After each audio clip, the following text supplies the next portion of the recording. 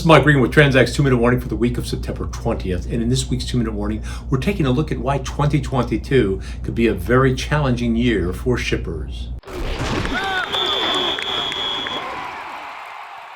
This is a 2-minute warning we recommend you share with everyone in the organization, everyone that has anything to do with freight or supply chain issues. And the reason we want you to share it is because the message that we've picked up after numerous interviews with senior carrier executives, as well as some great virtual conferences we've attended, is that 2022 could be a very challenging year for shippers because they're going to be dealing with factors and things that are beyond their control that could have a significant impact on freight costs, as well as represent a significant threat for supply chain disruptions. For example, last week I attended a virtual conference that was hosted by the Port of LA and the Toy Manufacturers Association. And in that conference, Gene Soroka, who heads up the Port of LA, did a great job of explaining the extraordinary things that they're doing to manage the flow of containers through, but it's also indicated that the capacity crunch that they're seeing isn't going to end anytime soon. Extending out 6 to 9 months, shippers should expect to continue to see challenges on the ocean transportation front.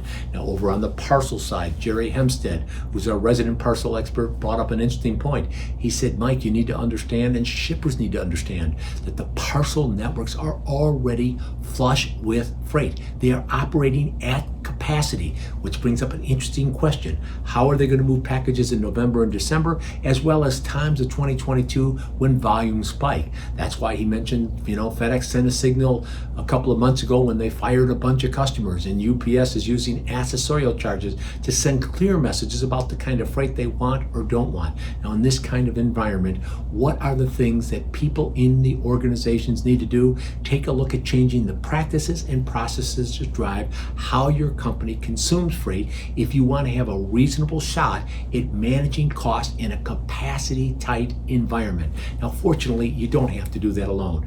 Whether it's content that we have available for you over at transact.com, things like our interview with Peter Tershwell, the ocean expert at Journal of Commerce, where he will talk about how slowing down the supply chain circulatory system is impacting shippers, or David Ross, the great interview that we conducted on the LTL front, where he talked about how carriers are going to allocate equipment based on the kind of strategic relationships as well as the profitability of the customers.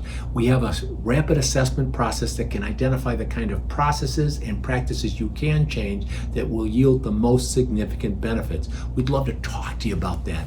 And we make all of this information available to you because with each and every 2-minute warning, we're here to remind you we are on your team. We're here to help. And we're passionate about seeing you be successful. Thanks for your time.